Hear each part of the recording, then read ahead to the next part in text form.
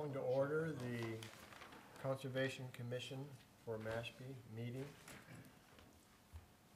for Thursday, March 8th, 2018. Is there anyone in the audience who has anything they wish to bring before the commission which is not on the agenda? Seeing no response. Drew, would you like to go with it? Sure. So we have two sets of meeting minutes to approve, the first of which is February 8th, 2018, and we do have a quorum present tonight to approve those meeting minutes. Does anyone have any comment on those? Skipping January 25th? Yeah, those were already approved. That was a mistake. Okay. Sorry, yeah, we can omit that. I would move for approval of the minutes of February 8th. Second. All in favor? Aye. Aye. Aye. Aye. Passes. Thank you. Next set of meeting minutes is from February 22nd, 2018. Any discussion? Move we approve February 22nd. I thought we did 8 22nd. only.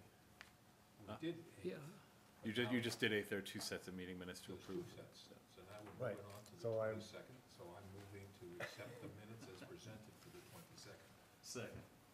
All in favor? Aye. Aye. Aye. Aye. Thank you. Next up on the agenda is a request for administrative approval for Willow Bend, and Steve Wilson is here from Baxter Nye Engineering to present to you this administrative request. Hi. Yeah. Yeah. What we have here, this is a project that was approved by the commission about 2 years ago. Reconstruction of the green, rebuilding of the existing pond. The original clay liner had failed, so we have a membrane now. All we're really changing is there was a sand trap that was going to be removed. It's getting reconfigured. The lower end of the pond. You can use this, the yellow button as a laser pointer. Oh, okay.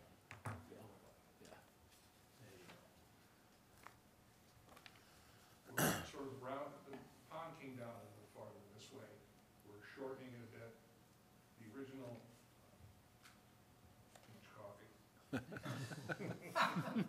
This was the cart path. We're gonna bring it in, connect it this way and that way, so this will be taken out, replanted. And that essentially is it, just some very minor little tweaks to, like I said, was part of the original golf course construction. Does the pond shrink? It gets slightly smaller. Good, good. That's good. If you're a golfer, you like that. Don't golf, but I caddied for many years. Yeah, so it's essentially like that, pretty much sums it up. We're really not changing any of the hydraulics or anything of that nature. So just to, this was originally brought before the commission under a notice of intent. It was subsequently issued an order of conditions. So the orders are still valid, but none of the work has proceeded yet. So they are coming in for this administrative change. There's the, in the middle of the picture there, that's the water body. It's a man-made water hazard, part of the golf course, this area right here. This lower half is what's being modified here and filled in to accommodate the new direction of the cart path and make the water hazard slightly smaller. That's the existing condition plan. And again, down here is where you're going to see this all filled in and a cart path rerouted right over here. Under the State Wetlands Protection Act, man-made water bodies are not subject to review, but this is also within jurisdiction of Quaker Run, which is riverfront, and that's why it's being brought before. That's why it was brought before you under a notice of intent originally. So there are no performance standards for the work in the pond itself. However, part of this process is not just for this administrative approval, for the overall project, is to dewater, and they need to find an area to dewater the pond before they can make the adjustments that are being requested. This is kind of a low-lying area. I was brought out to the site last week to meet with the golf course folks from Willow Bend and Matt Eddy from Baxter Nye, and we're looking at this area as an area where they're going to de-water, and then they'll have a silt fence erosion work limit along here, along this perimeter, to make sure that none of the water causes any erosion or runoff or makes its way to the river. This is all very thickly vegetated. We'll go back to the original slide. You can see here, this is a nice, there's Quaker Run. Yeah, there's the river right there. So you got a pretty thick vegetated buffer that's probably about 60 to 70 feet in width in this area that's closest to the water hazard. So all precautions are being taken during the dewatering process, which would be the only part of this project that would have any possible impact on riverfront. And they have plenty of room over here to drain the water out to make sure that it doesn't run off or erode into this area here. So pretty minor, all within the previously approved scope of work, but a minor adjustment as far as what the pond will look like and cart path configuration. Temporary adjustment as well, right? What's that? A temporary meaning that allowing the water to flow out of the existing pond. Yeah, the flow will be rerouted, I believe. There's a new, Well, we'll still have this, basically the same drainage structure. same drainage structure, right? It'll just be moved a little further Right. up. You know. Right. Yeah, up in this area here, I believe, right about here. Yeah. Right now, it's down here somewhere, but it'll be moved up to right about here. But if I understood, you're going to move to the left there, and that's where you're gonna drain, rather than de-water, to drain the pond so you can work on it, will come down into this area, and then. No, the dewatering actually will be in this, yeah, Down to the left. yeah, this area here. That's where the dewatering will take place. Yeah, And because then- it's kind of like a flat depression Yeah. that can, as long as they do it not all at once, Yeah. there should be sufficient space to contain the water and let it just naturally percolate and drain out without causing any runoff or erosion. And like I said, it's a pretty thick buffer here to capture all the water that would come out of there when the work proceeds, so. No other comments?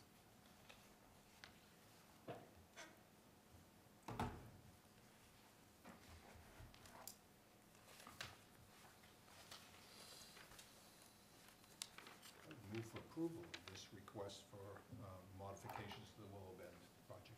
Second. All in favor? Aye. Aye. Aye.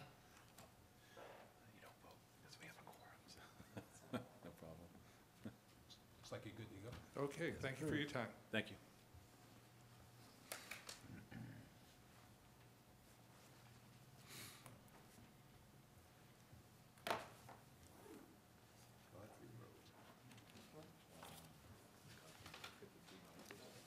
We haven't welcomed our new member. Yes, can we do that now? Do that. So Stephanie Simpson is here tonight, our newest associate member. She's been sworn in, she's been approved by the Board of Selectmen and sworn in at the town clerk's office, I believe, right? Yeah. Yeah, so welcome Thank to you. the meeting, yeah. Thank And you have, the opportunity to comment on any one of these hearings if you'd like. The only thing is we have a quorum so that you can't take a vote, Okay. but you can comment and have some exchange with the applicant if you wish. Welcome. Thank you. Thank you. Welcome aboard. Thank you.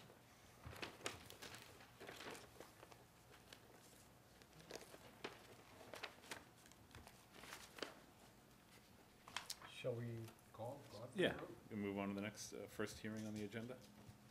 opening the 6 o'clock hearing for Howard and Carolyn R. Goodman, 53 Godfrey Road. Proposed additions, removal and construction of a garage, septic system upgrade, hardscape, landscape modifications. This is an NOI.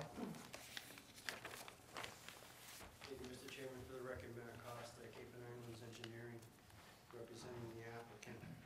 We're here tonight under a notice of intent application to add a addition, substantial addition to the existing structure. Reconfigure the landscape in front of the house and install a new Title V septic system. As you can see, projects located at the end of Godfrey Road in front of Mashpee River right here. Mashpee River is a true river in the sense that it does have, it does fall under the River Protection Act. So part of your resource areas for this project include the river.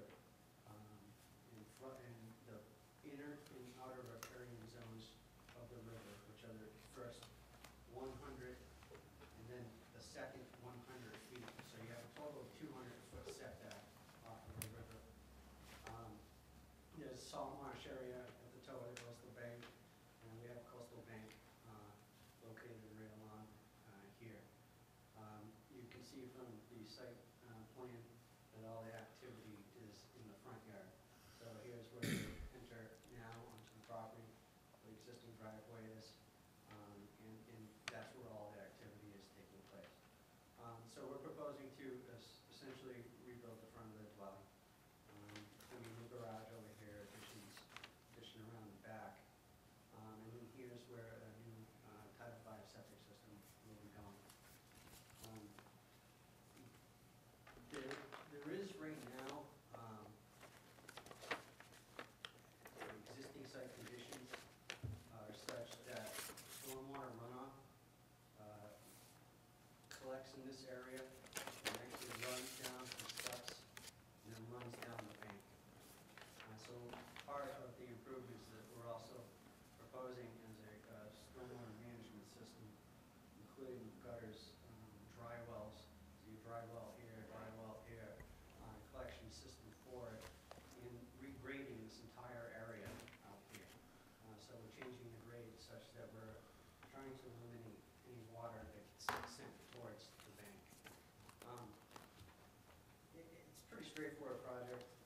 We reviewed it with the Board of Health, and they have approved it. I believe that information is in your packet.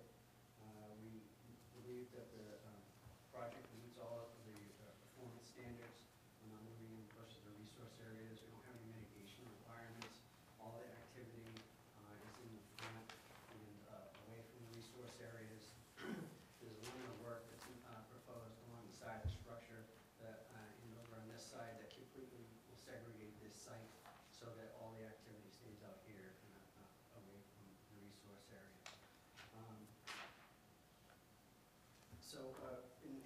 Sorry, I'm a little off tonight, I'm battling a cold, but in essence, we believe it meets all the performance standards, and we respectfully request you issue the order of conditions. I'll be happy to answer any questions. Do you know what the total square footage is of the garage and septic disturbance areas, square footage of the footprints of each? Footprints of the septic? Yeah, under Reg 33, this is section 5, accessories to a house such as pools, garages, sheds, patios, shall not be considered integral to a house and are not allowed unless the applicant clearly demonstrates by preponderance of evidence from a competent source that the proposed structures do not impair the capacity of riverfront to provide important wildlife habitat functions, and the proposed work does not exceed 5,000 square feet or 10% of the riverfront area within the lot. That's for your inner riparian zone. This is where. This is bylaw, this is the entire riverfront. Oh, Mashpee bylaw? Yes, yep, not just the inner, this is the entirety. Well, that's very similar to the riparian zone regulations, state regulations. This is all previously disturbed area, so it's redevelopment. Now, we're upgrading the septic system. So for square foot, to answer your question on the square footage, I didn't calculate what the area of all of that was. Actually, I apologize, it is within the first 100 feet, not the outer riparian, so, Yeah, just. yep, That makes a little bit more sense. yep. Okay.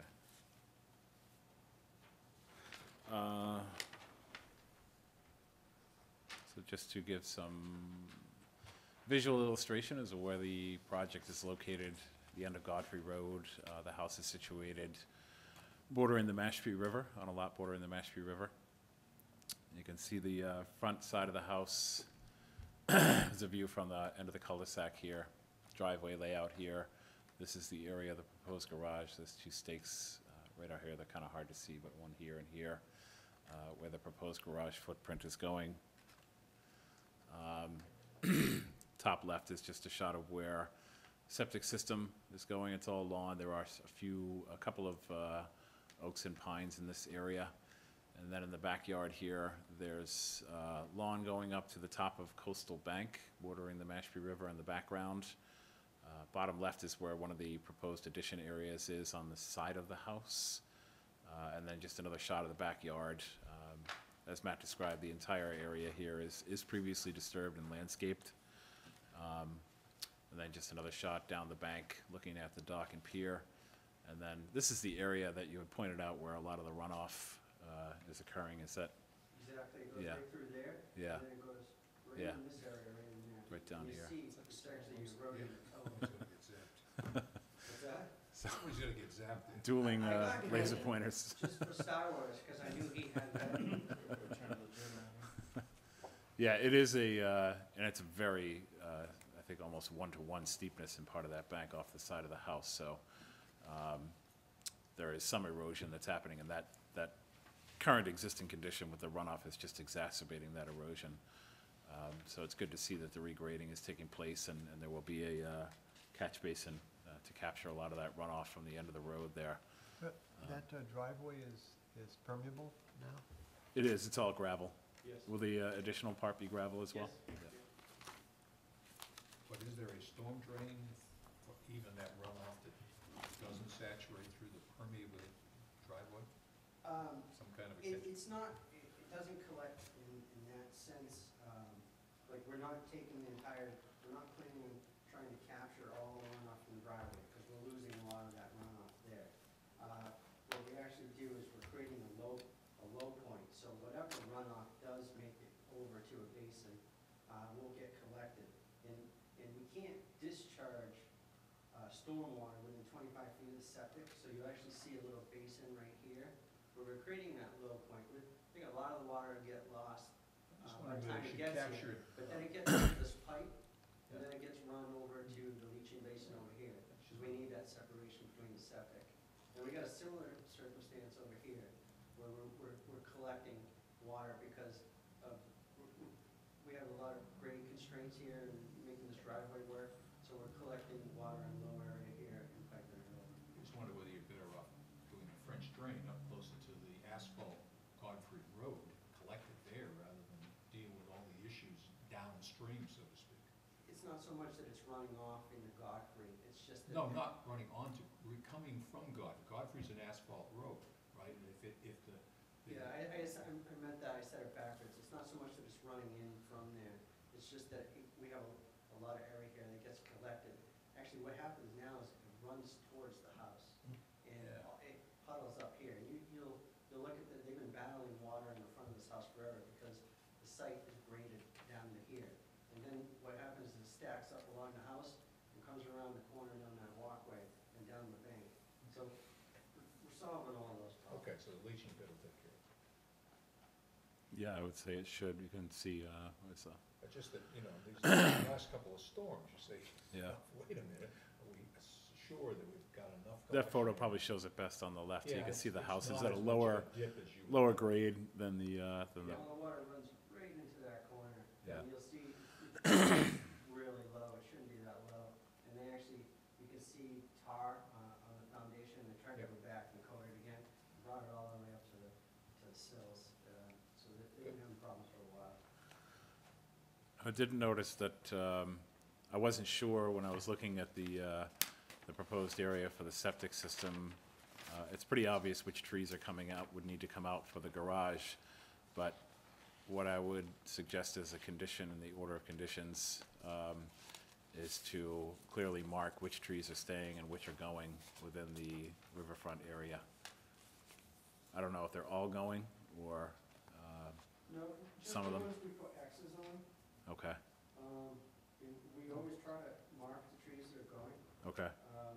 So you'll see little X's, there's one near the system I think we'll lose right there, and then there's little X's on trees. Okay, It's a lot clearer on the printout. Yeah, French okay. shows even better. okay, good.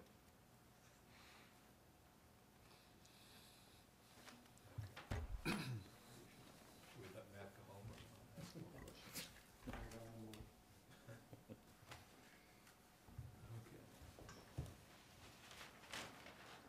I would move that we close the issue in regards to the application of Howard and Carolyn. Did you get any comments from? Oh, I'm sorry. Yes, yes. Sorry, Mr. Chairman. Please, step Al forward. Houston, and I, Could you live step next door. forward and use the mic, identify yourself? Thank you. I'm Al Houston, and I am the next door neighbor to that house. Now, I didn't know they were doing any of this work until I got your notice in the mail, so up until today, I had no idea what they're doing. I'm still not quite clear. But has this been checked? Because they're moving this much closer to my well. And has anybody reviewed that, whether they're, The Board of Health has. the Board of Health, and did they okay it? Yeah, their comments are for 53 Godfrey Road. Board of Health approved plans with a variance relief. A conventional Title V system is proposed to accommodate an existing 4-bedroom dwelling. The application approved on the plan dated February 7th, 2018 by Cape and Islands Engineering. So they have reviewed the Say plan. it's gonna be a 4-bedroom? Existing 4-bedroom. It is a 4-bedroom already. There's no increase in living space. It is currently a 4-bedroom house. I don't know where the 4th bedroom is, but that's okay. But there's no bedrooms over the garage, it is just a garage. Yeah, there's no increase in living space as part of this proposal, so the garage would be for storage only. Okay. Yep. Okay. And the health department did check on it? Well, I mean, I'm assuming if they checked off on these plans and said the application is submitted and approved, that they have taken that into consideration. I mean, you're more than welcome to talk to the Board of Health if you have any additional concerns or you want to hear directly from them. Then I would encourage you to come in and speak with the health agent or the assistant agent, and they can give you more information about what was involved in their review to make their determination. and they're here in this building? They are. Yep, they're on the same floor, bottom floor. Your parcel is to the south of this? Yes. So the plan does state that that's serviced by a private well, so presumably when the health board saw it. Yeah. Yeah, it's Yes, a matter of we- distance. We have to locate, anytime we're working in an area with wells, we gotta go back, do the research, find out where all their adjacent wells are, to situate our system, make sure we maintain appropriate setbacks. Gets reviewed by the Board of Health during our initial design phase. We have dialogue with them. And then we complete the design, we submitted it to the board. They did review this exact design right here and they approved it. We then proceed with filing with conservation. So it has been reviewed, approved, relatively located, and we can supply you a copy of the plan if you'd like, if you contact our office. Okay, thank you. Thank you. Thank you. Are there any other comments from the audience this evening? I'll entertain a motion. Well, as I said, I would move for a negative determination, no, for a close and issue in regards to the application of Howard and Caroline Goodman, 53 Godfrey Road. Second. All in favor? Aye. Aye. Aye. Aye. It's approved. Thank you. Calling the 6:03 hearing, David E. and Diane C. Weissman, 8 Brookside Circle. This is a proposed expansion of the existing deck and hazardous tree removal. It is an RDA. Yes, please identify yourself for the record. Diane Weiss, 8 Brookside Circle in Sudbury. Would you like to describe the project for us? Basically, what we would like to do is expand our deck, and we would like to turn the 2-season porch into a 4-season raised, and we're expanding that as well. I believe it's 12 by 14, the exterior measurements. Should be on the plan you all have there.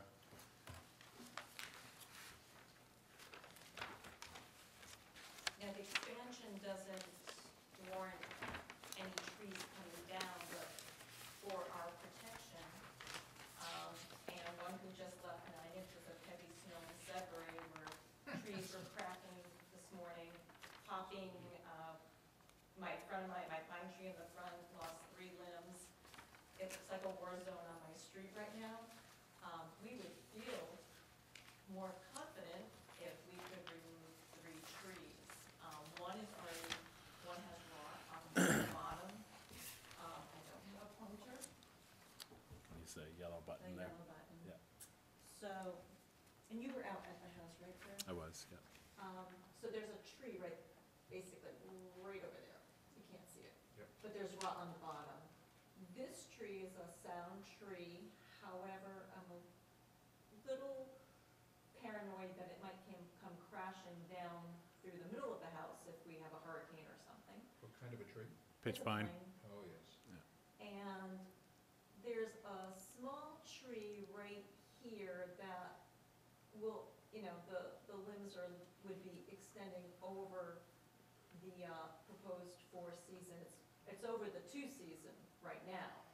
And seeing we're extending it out, it would be over that. And that's gonna be a flat roof. That's the only way we can do it with saving our skylight. So it's going to be a flat roof. There is a clump of 3 trees over here, but I'm gonna try to keep those and maybe just trim the branches on top. They're kind of growing over as well, but we don't want to get rid of those. So, I'll go back over here. So basically, we're asking if we can extend the deck and if we can remove the 3 trees.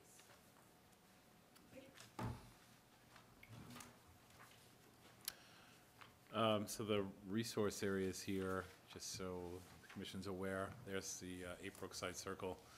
This is in the beginning of the Monomoskoye Road, just off to the right, coming down Monomoskoye Road on Bay Shore, and then Brookside Circle is off of Bay Shore Road, right here. There's Bay Shore coming off Monomoskoye, Brookside Circle, and then you've got Red Brook runs behind the property, and it's got associated bordering vegetated wetland with it, which is basically right here. This is one of the trees proposed to be removed. This is about, I would say, 50 feet away from the wetland, which is right along the edge here. So all of the proposed work is taking place within the 50 to 100 foot setback. As you can see, where the deck is proposed to be expanded, there's no vegetation, it's just grass and exposed sand, soil, so no clearing of native vegetation to accommodate the expansion. I apologize, I didn't get a full picture of the tree on the left, but it has rot at the base of the root. It's pretty obvious that it needs to go. This tree really isn't afforded much screening around the sides of it. It's pretty much isolated. And it does have a slight lean towards the house, so I would recommend its removal. And then the oak is right here. With the deck expansion, the oak would be coming right out over the deck. And it's a smaller size tree. I don't think it's a full mature oak, but that's the reason for requesting that. What I would suggest is when it comes to 2 out of the 3 trees are being removed out of safety concerns but aren't really necessarily declining in health, is that I can work with the homeowner to come up with some small mitigation to make up for the loss of the 2 trees that aren't really deemed a health or a hazardous situation to the home based on their current health. I didn't see anything that's indicative of poor health for those 2 trees. Yeah, they're healthy trees, but we can work out something to do some buffer planting back here. To establish some understory next to the wetland. In the cases like this where mitigation is fairly minor, the bylaw does allow discretion to work with staff to come up with an acceptable planting plan, if that's okay with the commission. It'd be minor, but I think something needs to be reestablished or established here just to make up for the loss of the 2 trees. And I would plant, anything that's, what should I say, indicative to this area. Yeah, we have a list of native, we Native is the word take I'm a- looking at. native shrubs that are already established in the area, so they wouldn't, they would be well adapted to this particular location and resource area. They would have to be shade tolerant too, because there's a lot of overstory there, so. Okay. So would we need to condition this negative determination, or is that not something that's Uh, procedural? Yes, I would include in the motion a condition to establish some mitigation plantings for the lost habitat value of those 2 trees. So what does that mean? Do I have It would to just put mean that that if the commission approves approves this application, there would be a condition to work with you to establish some mitigation. Just as we discussed, it would just be in writing.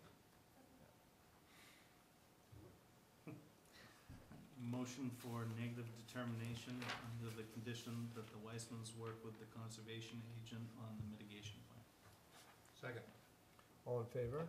Aye. Aye. Aye. Aye. Aye. Okay, passes. Thank you very much. Thank you. So are you, you get back in touch with me and? Yeah, we'll contact you once the permit is ready for issuance, and you can mail it, or you can come pick it up in person. All right, thank you. Thank you.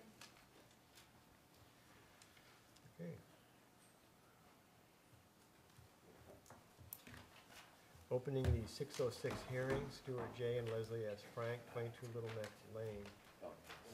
This You're way ahead of me. hearing, this hearing was not properly published by the Mashpee Enterprise in time, so we need to reschedule this hearing to 3/22 at 6:03.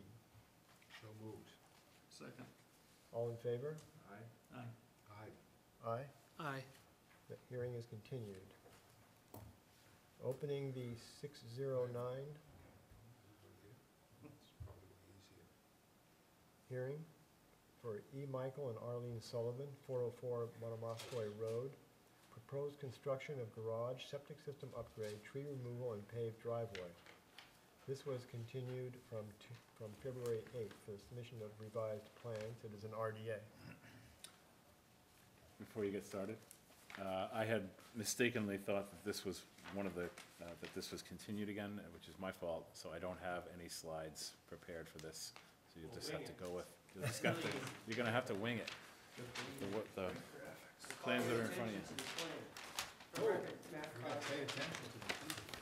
Matt Costa, Cape Islands Engineering, representing the applicant.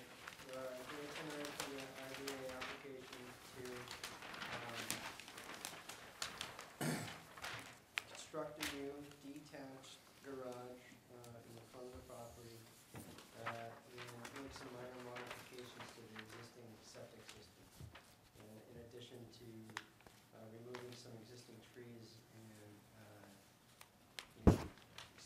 expanding the driveway to accommodate the new garage area.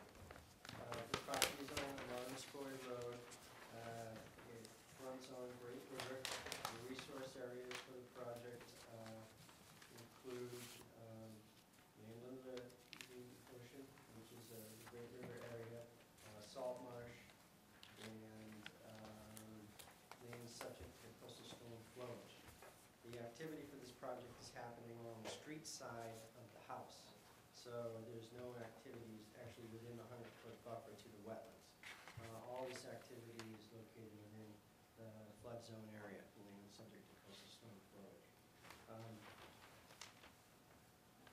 We did review this project with Drew to make sure that the total area, natural area calculations met the appropriate regulations, which we did, and we submitted revised plans with those calculations on there. The alterations that we're proposing to the septic system include removing a bull run valve that's there and installing a D-box. The reason being is a long time ago, years ago, there was a particular agent that had this policy that required people to install their primary septic system in the reserve area at the same time for a while. So this particular property was constructed at that time, so there were a double-sized septic system installed. The bull run valve is there to switch between the two separate leach fields.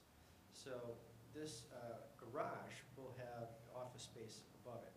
That office space counts as a bedroom, so we need to accommodate that. So in order to accommodate that, what we're proposing to do is to remove the bull run valve and to replace it with a D-box. You know, what a D-box does is split the flow evenly to the field, so we'll effectively use all of the installed leaching area. We did review this with the Board of Health, and the Board of Health has approved it. And at the request of the Board of Health, we actually are proposing to remove one tree that's growing on the corner of the septic system. So you see a tree with an X on it. right next to the north corner, most northerly corner of that septic system. And Glenn had some concerns about the root intrusion there and suggested that while we're doing this, we remove that. So that's the reason why that tree there is being removed. You can see where the garage is located, and there's some trees around that need to be removed. These are pine trees, and it's all a heavily treed area, so the lot is not lacking for any trees. So the garage be installed there, and then driveway realigned and out front. Project meets all applicable performance standards. We did check regulation 25, added the appropriate notes. So we respectfully request you issue a negative determination. We're happy to answer any questions.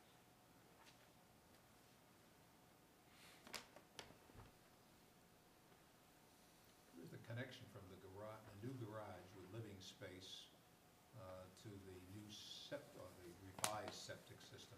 So that's that dark pipe that comes out of the back of the garage, and it'll connect over to Oh, okay. the existing septic tank. Yep. So the existing septic tank and leach fields are shown as dashed lines because Yep. they're below grade, and Right, we're not okay. altering them. Yep, now I see it. Didn't read everything. So the work that's been going on at this house for some time is just, That was work that was on the primary structure. yeah. And those approvals were done all separately. This is for the garage. The garage, Okay. the work that they were doing was on the structure, in the Yeah, structure, no it change looked in like that, footprint. yeah. This requires a separate file. Okay, good. I was wondering about that. Been going on for a while. Where you have the 5-bedroom reserve area, 540 square feet, Mhm. I don't see any X's in any trees there. Is that assumed the no trees are being removed in that area? Yeah, so reserve area is a concept. Okay, so it's, It's just there to show, as Title V requires, we are to demonstrate that we could fit a full-size septic system somewhere else in case that septic system failed. So but it's that's- not part of a proposal to actually No, create a leach field? nothing ever gets done there. Okay, It will actually, it could move anywhere in the lot. Yep. There's no requirements for shapes and size. It's a concept. In actuality, they never really get used because if a system fails, it's more cost effective to go over and dig the system up and repair it there. So it's one of those funny Title V regs. can we get just some, like a revised plan specifying that this is a conceptual reserve area? Just a note, a side notation on this plan, so that the homeowner doesn't construe this area, that it could be cleared or disturbed? Because right now, the way it's laid out, it doesn't say anything about conceptual. I'm not saying I don't believe you, it's just, Yeah, I mean, it's an arrow pointing, it just says proposed reserve area, so that Yeah, leads me to, No problem. Yeah. We can definitely do that. Reserve area is really known and understood as not Okay. your teaching area. Well, Okay. absolutely, put Yeah. that note right on. yeah, just something to clarify that it's, no actual work is being proposed there, so the plan of record reflects that.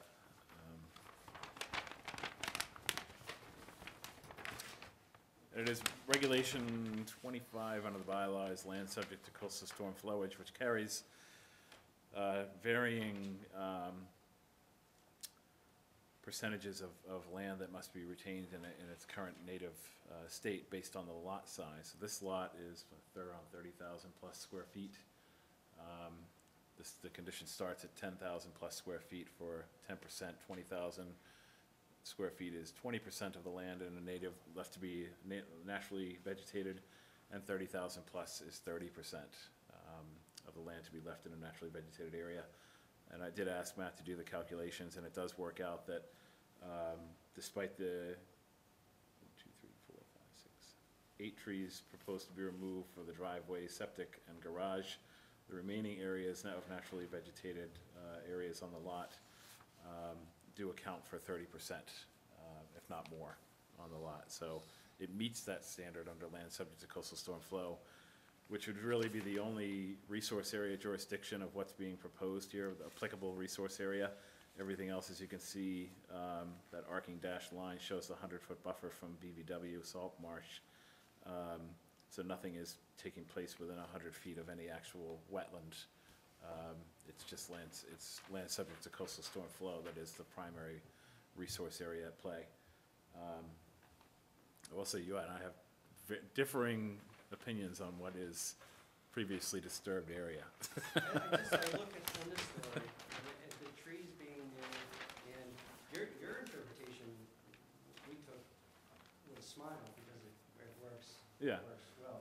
I see, But you know, when I see the understory gone, I treat it as a manicured yeah, area. that's a good word for it. Previously disturbed, when I hear previously disturbed, I think like hardscaping, lawn, and landscaping, garden beds, and absence of trees or bushes of any kind. That's previously disturbed, how I interpret it.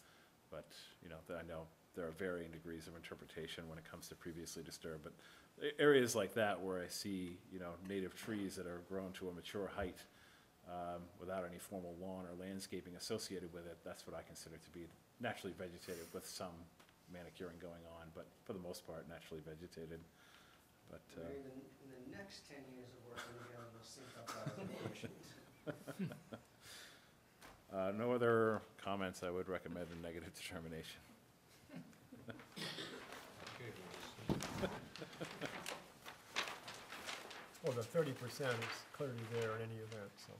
What's that? The 30% is clearly there in any event. Yes. Yes. Okay, I would move for a negative determination in regards to the application of E. Michael and Arlene Sullivan at 404 Monomoskoye Road. Second. All in favor? Aye. Aye. Aye. Aye. Aye, Approved? Thank you. Thank you. Thank you. get better. Go home and get some chicken soup or something.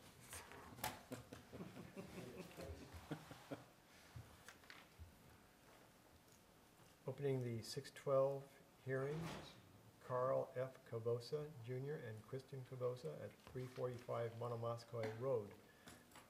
Due to a failure of the Mashpee Enterprise to properly publish notice of this hearing, it needs to be rescheduled until March 22nd at 6:06. Do I hear a motion? Okay, I would move that we're going to defer this application until March 22nd at 6:06 PM. The application of Carl and Kristen Cabosa, 345 Monomoskoye Road. Second. All in favor? Aye. Aye. Aye. Aye. Continued. So we'll go through the other updates on the pre-hearing agenda. Just one moment.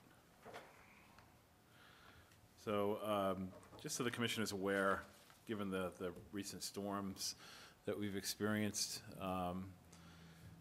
the DEP, and this is standard protocol each time that a storm event of, you know, greater scope and magnitude hits coastal areas, is they send out a declaration to all the towns, you know, that are affected by the storm, indicating that, you know, certain activities as far as cleanup from storm damage, down trees,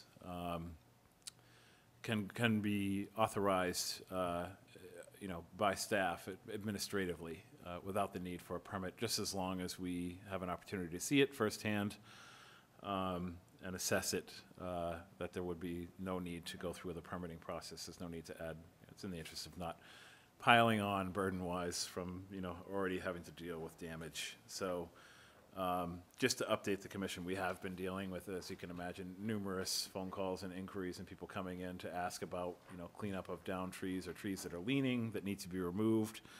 And in some instances, doing some additional beach nourishment from loss of sediment from the storm, although it wasn't as big a deal on the south-facing beaches, but there still was some pretty good wave action on the south coast. So not nearly as much as on the bay side, but still some damage nonetheless. So it also allows for that type of work as long as as we're informed. And everyone under this declaration, there is a deadline of April 2nd. To have all work completed. So if it's something that's very substantial, say for instance like a retaining wall that's been damaged and broken up, or, you know, dismantled and disrepair because of the storm, and the homeowner can't get, you know, a contractor in time to finish the work by April 2nd, then they would have to wait until, you know, to come forward with a permit. Or come forward with a permit, get the process started as soon as possible. But that April 2nd deadline is pretty firm as far as when all work has to be completed. And I think it really primarily focuses on down trees, property damage, you know, things like that, work that can be taken care of relatively quickly as opposed to a large, you know, project like repairing a seawall or something like that. So, but it all depends on the timing, and as you can imagine, many people are scrambling. The contractors are very busy, so scheduling that work within that kind of deadline can be difficult. We're trying to work with people as best we can. You know, we're flexible where we can be to But try and. the damage that's being repaired or affected has to be within the resource area? Yes. Within your jurisdiction? Yeah, correct. Yep. Yeah, anything outside of that, that declaration doesn't apply. Yep.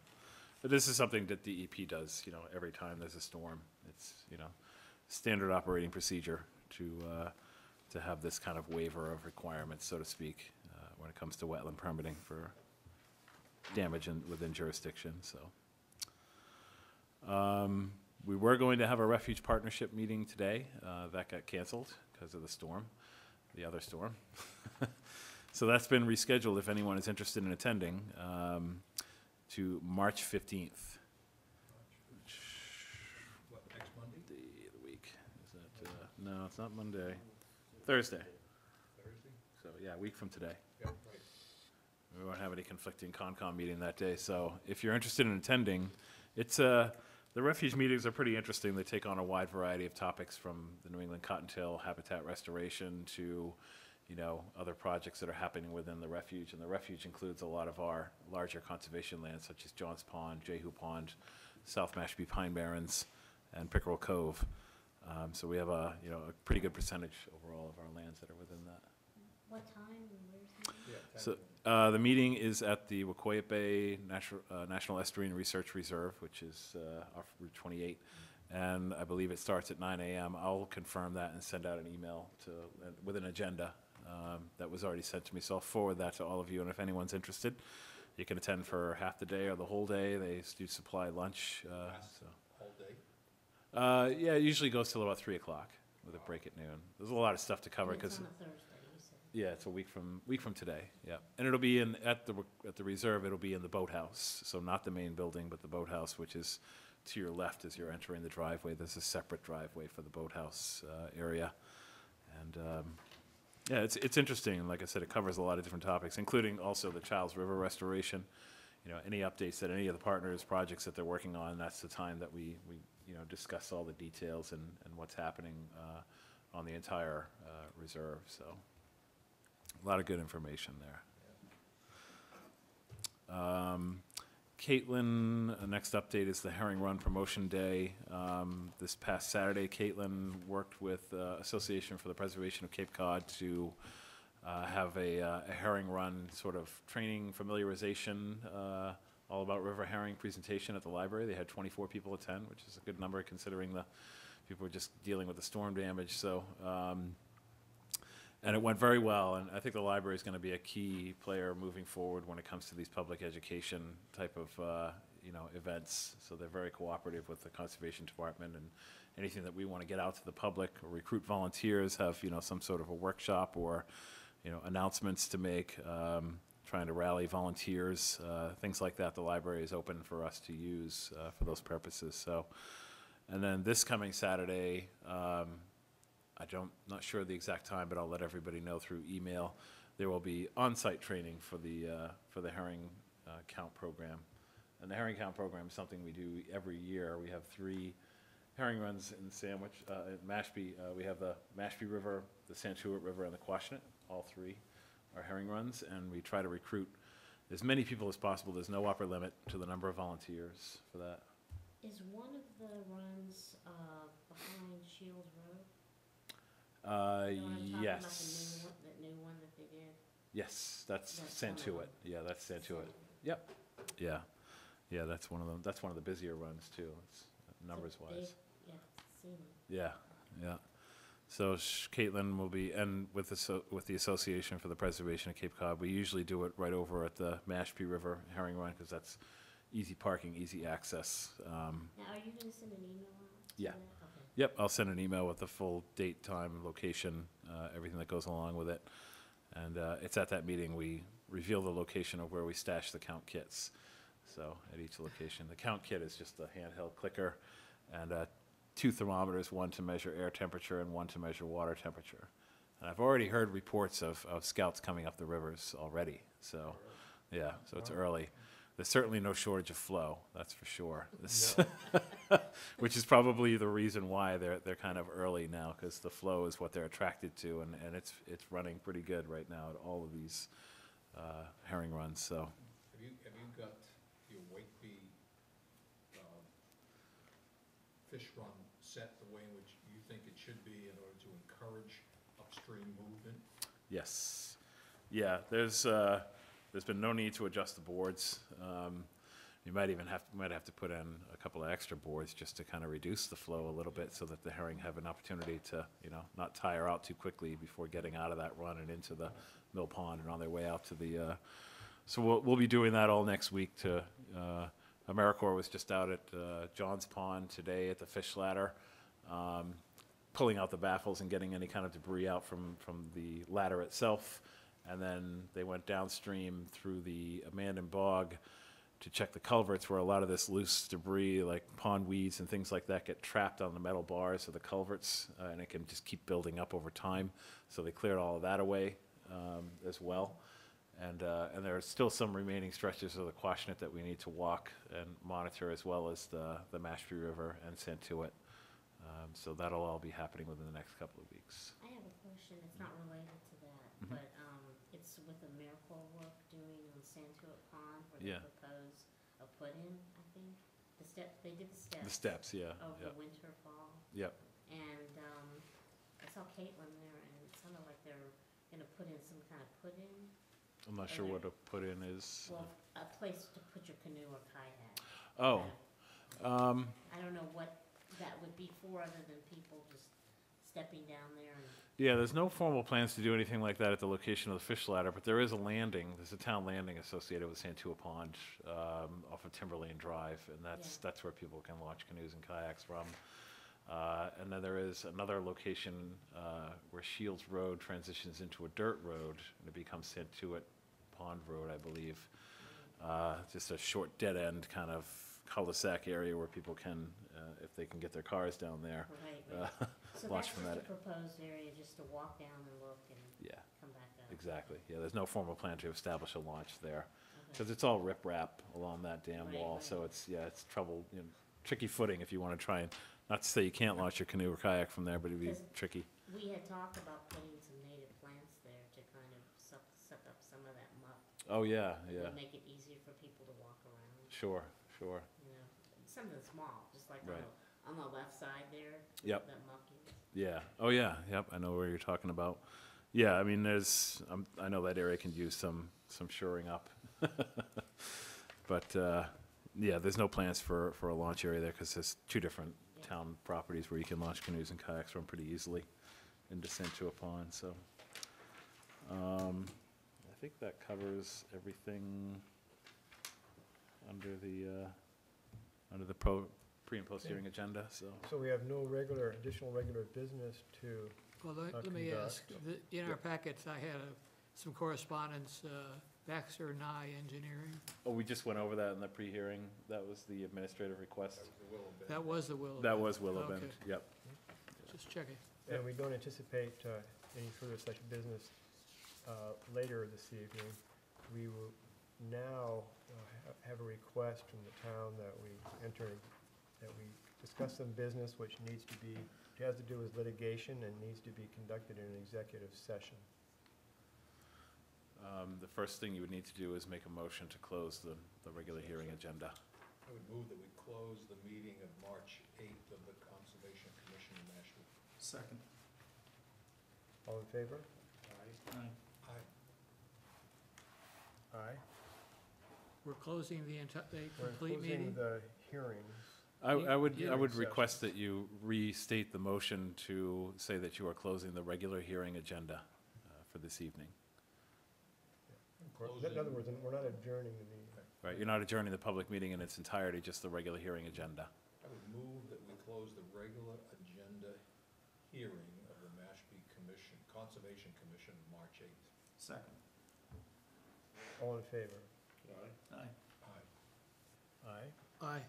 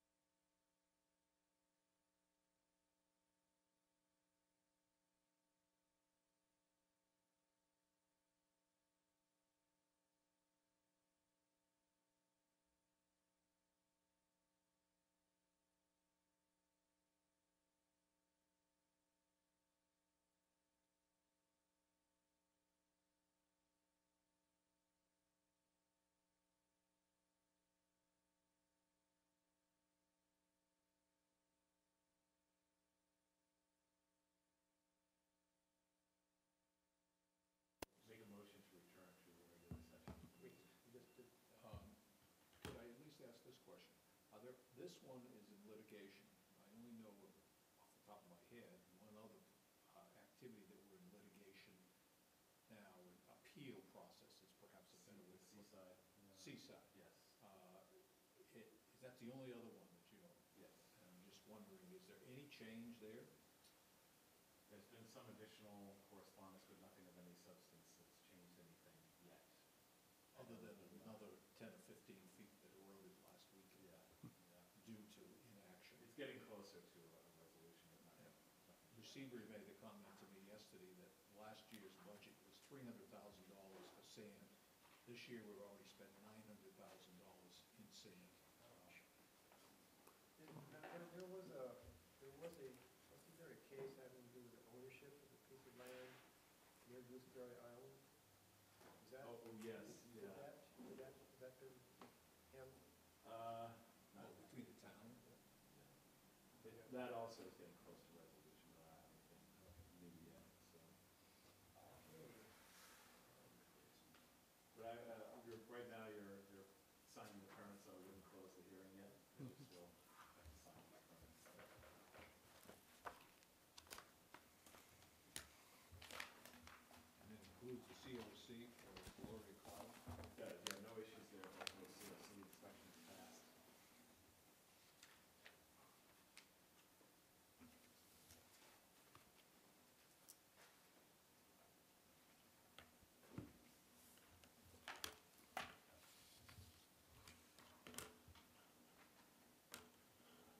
Monday night, there was some other events that popped up, this is just anecdotal, nothing that's on the agenda, but I don't know if anyone got a chance to read the Cape Cod Times article about the AmeriCorps Yes. Warren House being, Yeah. it's a leased piece of property from the county, and AmeriCorps the county decided they want to dispose of all their leased properties, some of which, the Sheriff's Youth Ranch, I think, is one of them, and then obviously the Warren House for AmeriCorps. So we've been asked, myself and Rick York, who's the Director of Natural Resources, and Brian Everett, the Shellfish Warden, the three of us routinely use AmeriCorps for a variety of projects. Of course. In the last 10 years, we've used AmeriCorps countless times, saving the town hundreds of thousands of dollars in labor. That we're submitting to town manager just a kind of list of all the projects AmeriCorps has worked on in both departments and the value that we feel they've contributed to the town overall, and the work they've done. And this is on the agenda for the selectmen's meeting on Monday night. If anyone wishes to attend, just to kind of, give testimony, I think it would be a good idea, because the more we can, express the value of AmeriCorps, which in my opinion, it is invaluable for service. And the county should do everything they can to find adequate housing for them as part of the Cape. And so that's what Monday night, the selectmen, that's one of their agenda items, is to discuss that. That's an incredible resource for the town. I agree. Certainly is. Certainly for the commission's It's a work. lose just because of a housing, shortage or disappearance of their current housing. Their services far outweigh any kind of cost it would be for housing, in my opinion. And I know the town shares this opinion. That's why they want to have, they want to discuss it with the selectmen, and then I think the goal is to submit some correspondence to the county commissioners, about the overall take from Mashpee's perspective. And I'm sure other towns are doing this as well, as to the value of AmeriCorps, and that they should do something about this rather than just getting rid of the property and saying goodbye. To me, that's not acceptable. Who leads the charge to try to find housing? I mean, AmeriCorps has to find, or is it the county now? I think it's the county. It's the county. If you want to do work in our county, then you're responsible for finding housing for our people? Yeah, because they get a stipend, but it's minuscule. Oh, of course, It's They not can't, enough to they cover can't the afford rents the here on rentals. Cape Cod Oh, of in course summer. not. I mean, not even close, it's barely enough for them to get by as far as just, food and regular everyday expenses. So to have to be, saddled with rent on top of that, it's not gonna happen. They're not gonna be able to afford it, so. Do they qualify under affordable housing? That, I don't know, that's a good question. There's been some discussion about, and I don't wanna get too far into it, but the base may have some. Yeah, the base certainly comes to Close mind. to Mashpee Village. Yeah. Because they have tiers of, you know, Right. qualifications. Yeah, I think based upon everything, Porterville. I mean, considering what they do and what they yeah, get paid or don't get paid, I would think they would have some consideration. yeah. I think they're gonna look at every possibility, moving forward. But, if you have time to attend the meeting on Monday night, I think, testimony from the commissioners would be. Do we know what AmeriCorps pays in a stipend for them to live in, group housing? Might be a good argument too. Barely over like $2,000 for the entire season, I think. Really? Yeah, it's not much. It's not much. I could be wrong about that, but, it's right around maybe $2,000 or $3,000 for the entire. For the entire, Service year. for the service year? And the service year is basically defined October to July. October to July. Yeah. Because the off-season, you might be able to get some deals, Right. but even $2,000 is not gonna cover much. Yeah, yeah. And a good chunk of that is like the highest rent part of the, season, on the Cape. Oh, so, yeah, exactly, yeah, exactly. Yeah, so. Yeah, big issue, and just, I hope they find a solution, because, we wouldn't be able to we wouldn't have been able to accomplish nearly as much as we've done with the kiosks and the river walks and the Oh, yeah. the trail maintenance, the creation of trails, the trail mapping, the benches, the steps, all of that is And because of native America. plant garden. Yeah, the pollinator gardens. Oh, and- absolutely. Yeah, none of that would have happened without America. What I didn't understand from the article, at least I didn't pick it up, was what was driving the reason for that no longer could we use that facility? They could use that Something- facility. Yeah, it was something to do with the lease land and how the county was going about doing the leases. They got audited. It had something to do with an audit, and they were only charging like $1 for I don't know the particulars, but it had something to do with being audited. And then the decision was made, well, we're just gonna get rid of all of our lease property across the board, to get out of this situation. So, very hasty decision, considering the value of AmeriCorps and some of their other properties. The Sheriff's Youth Branch, I think, is, another big property the county But is it the owns. sheriff or is it the county commissioners that control it? County commissioners. County commissioners are I the think key. they're leasing, to. Yeah, that lease sounds property like- to the town of Barnstable, but, I think it's county property overall. Yeah, They have several pieces of property throughout the Cape. they got a lot of stuff. And I would imagine they're getting a high volume of feedback right about now. Yep. That's the way it goes. That's why they get paid the big bucks.